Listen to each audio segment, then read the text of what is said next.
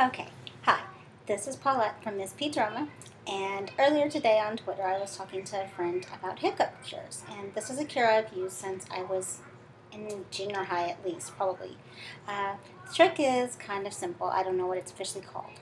I call it upside down drinking. So what you do is you get you a cup of water, like this one here. You fill it up. You don't want to fill it all the way up because then you'll spill it. So halfway to 3/4 will work. Then what you do is you proceed to drink out of the other side of the cup.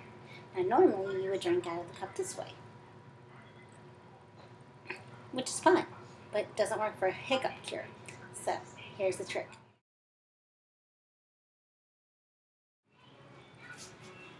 Okay, this is totally harder than I thought it would be. Apparently getting this camera to work properly is super hard.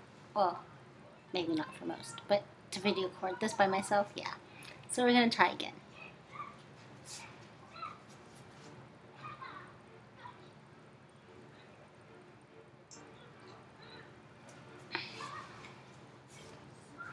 Okay, maybe that one will be better.